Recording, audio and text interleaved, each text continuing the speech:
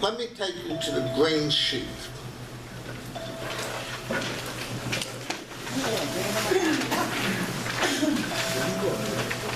There are two scriptures we want to examine. One is Matthew 5:43 to 48. Do you see it at the top of the page? Yes. Go halfway down the page and you see Luke 6:27 to 28 and 32 to 36. These two texts are extremely similar. Now, in the interest of time and being clear, look at verse 48 of Matthew 5. Do you see it? I underlined it. Be perfect as your heavenly Father is perfect. Look at Luke 6:36. You see it? Be merciful as your Father is merciful. Matthew concludes one of the teachings of Jesus with be perfect as your Father is perfect. Luke saying the exact same thing in different ways says, be merciful as your Father in heaven is merciful. Which leads me to conclude that the perfection of God is mercy. The perfection of God is compassion. Once I was counseling a family. 3 brothers and sisters came to me irritated at their mother because there were 5 children in the family and the 5 children did not get along with each other. 4 of them were relatively successful. Married, children, good jobs, stable income, housing. 1 was a drug addict. And mother took care of him. And the other 4, I should say, were ready to revolt. Why do you care about him? Let him die in the street. He's no good. You know how we get?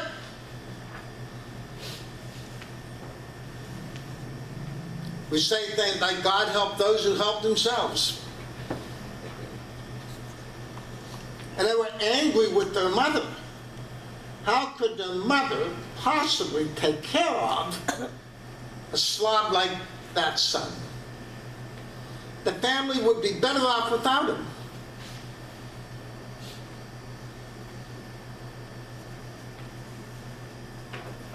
So did you ever think that maybe your brother, who has failed, is loved by your mother for no other reason than your brother, who you can't stand, is her baby? And if you've ever been a mom, and you've ever been a dad, how on earth can you turn your back on your kids? It breaks my heart that in the United States, we can officially hurt children. I just came back from the border a couple weeks ago. You can talk about immigration, you can talk about illegality and all that stuff. But once you put a human face on it, you go tell a 5-year-old that he's a nasty human being.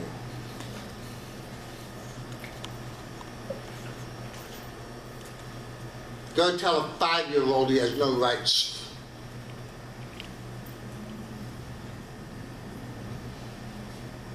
A mother, a father, God cannot lose the sense of being the mother and the father of their baby.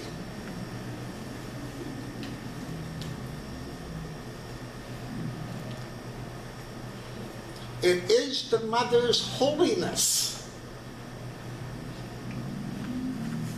her willingness and ability to love when logic tells you to run away, that reflects the image and beauty of God. I bet not a few of us in this room have experienced uncompromising love.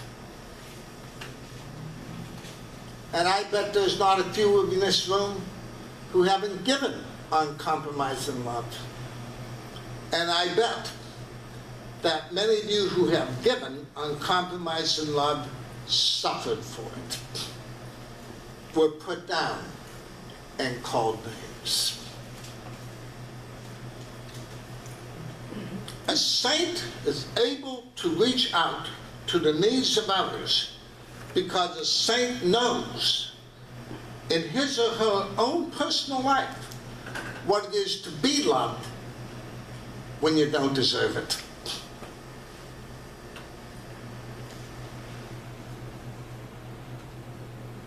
What husband and wife that ever fell in love with one another would turn to one another and say, "No, honey, I've been thinking about it. I deserve your love." That would be disrespectful, blasphemous, and insane. People who madly love one another turn to one another and say, "I don't know what I ever did to deserve you, but thank God for the gift of you in my life." And that's how the saint stands before God. And that's how a saint stands before everybody else. What a privilege it is to serve you.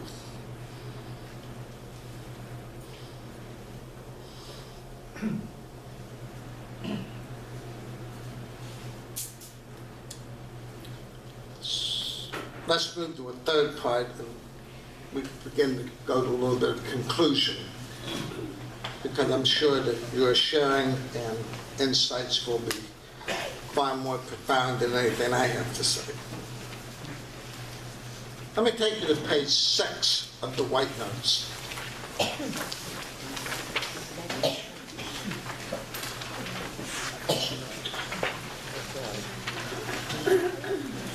Page 6.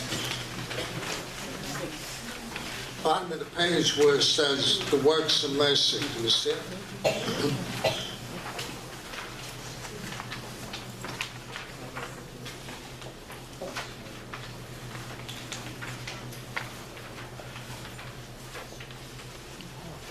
Here's what it means to be yourself.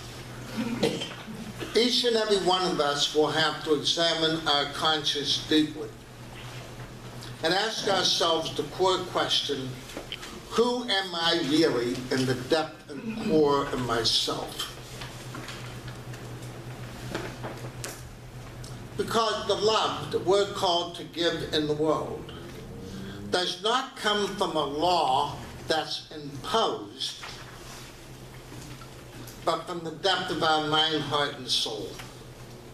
St. Paul in the Epistle to the Romans says this, "The Spirit of God and my spirit mingle." And that intersection of the Spirit of God and my spirit is the flashpoint from which the depth of our wisdom comes. Have you ever been in a situation where you wanted to say something and you didn't because you were afraid of being put down?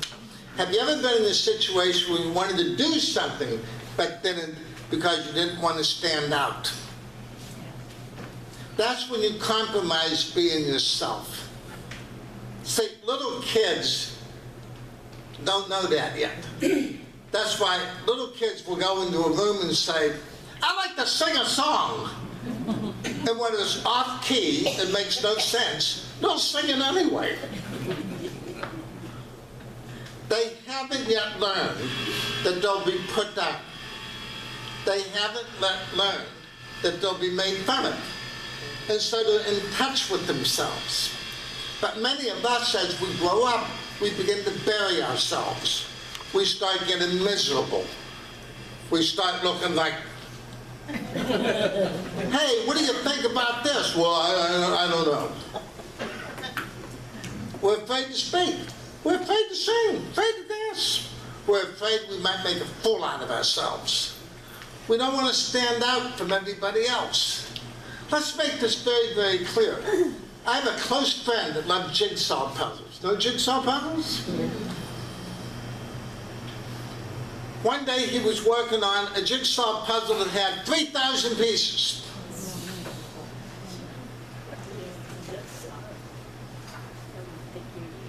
As you know, jigsaw puzzles come in boxes with all the pieces disconnected. And each piece is its own unique personality. No two pieces in the jigsaw puzzle are the same. If they were the same, it would be a jigsaw puzzle. It doesn't have straight edges. The only way the jigsaw puzzle can connect is because of the uniqueness of the pieces. It's like all of you in this room. You're able to connect with each other because you're different from each other.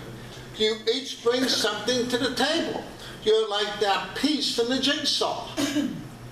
You bring a piece to the whole. So one day, when I was visiting him, I took one of the pieces. Went back about a week later and said, "Hey Joe, you still working on that jigsaw puzzle?" "Yeah, I'm down to a few pieces and I think one's missing." So, well, imagine that. "Tom, what?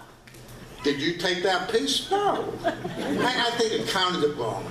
So I finished the jigsaw puzzle there, and a piece that I took was right smack from the center. So that when you looked at it, it was this beautiful jigsaw puzzle with this little piece missing, but that little missing piece looked like the size of a football field. Because when you looked at it, your eye immediately went to the hole. And I pulled out the piece and gave it to him. You are that piece.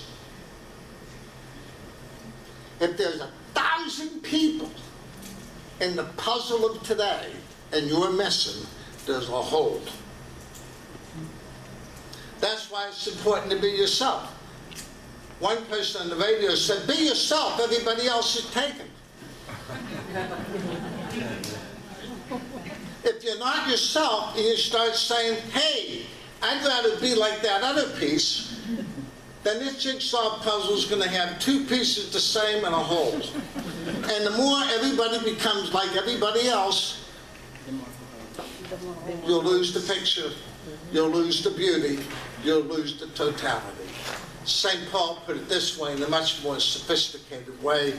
As you know, I'm not that sophisticated. Paul put it this: there are many gifts in the one body. There are many parts in the one body. Can the foot say to the hand, "I have no need of you"? Yeah, the foot doesn't look like a hand doesn't look like a foot. A nose doesn't look like an ear. Believe me, your kidney doesn't look like your tonsils.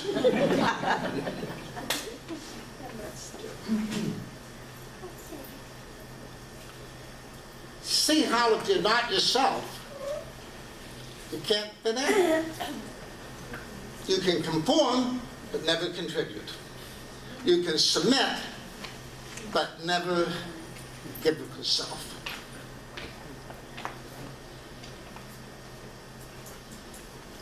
Let's go for a walk down the street.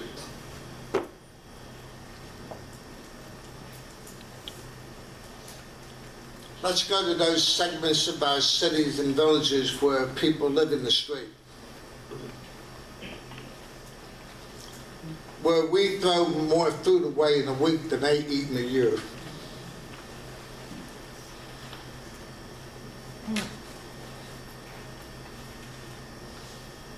Shall we feed the hungry? Shall we clothe the naked? Shall we give drink to the thirsty? Shall we shelter the homeless? Shall we visit the sick? Shall we visit the prisoner? Each in our own way. Some of you, because of your personality, may be able to do no more than say a prayer. A lovely nun in 1954 told me, whenever you hear an emergency vehicle, say a Hail Mary. it raises your consciousness. The more our consciousness is raised, the more love there is in the world. Sometimes you can feel it 1,000 miles away. Some of you have the gift to be upfront in person. You can walk right up to the street person and talk to them. Some of you can give contributions. Some of you can support people who support people. All of us can't do the same thing.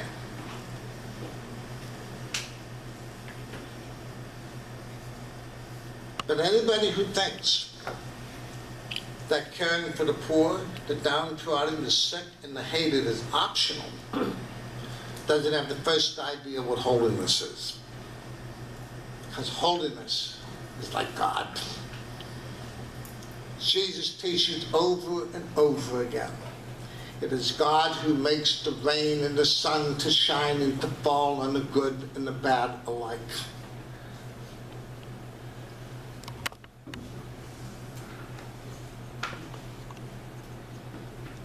I was talking to some people that lived in the street. They said the most painful thing that happens is not when somebody doesn't give them something, but when they're not even recognized as in existence.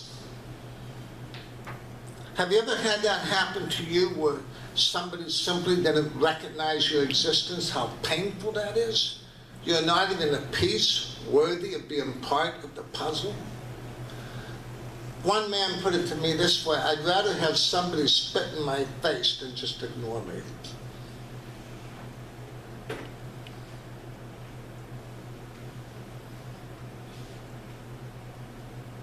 The works of mercy in the Bible come from Matthew 25. If you would like the text, it's on page 7. Matthew 25, 31 to 46. In Matthew's gospel, it's the judgment scene. And some people think it's the judgment at the end of the world, but I oftentimes think it's the judgment at the end of the week. It's the judgment at the end of the day. It's the judgment at the end of the hour. It's the judgment every time I take a step. It's fascinating that Jesus does not talk about going to church. He does not talk about saying prayers. He doesn't even essentially talk about the relationship to God in what we would call the spiritual or religious sense. Jesus says when the judge comes, when the king comes, when the Son of Man comes, he will ask this question: I was hungry. Did you give me to eat? I was thirsty. Did you give me to drink? I was naked. Did you clothe me? I was sick. Did you comfort me? I was in prison. Did you visit me? I was a stranger, an alien. Did you welcome me? For I tell you, when you did it to the least, you did it for me.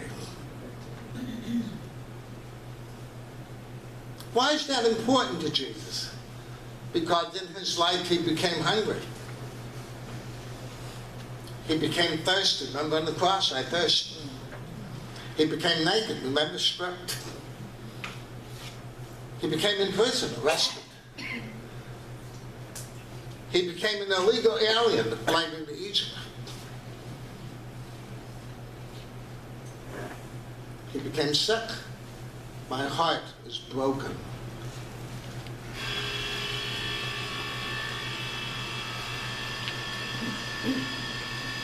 Those of us who claim we're filled with the Spirit, there's a profound gift that the Spirit gives us. The willingness and the courage to see Jesus in everyone we meet, especially the poor, the broken, the hated, and the failed. And oh, how I pray that I may never pass Jesus again and neglect him. I'm so blessed tonight to be with you. For you would be the last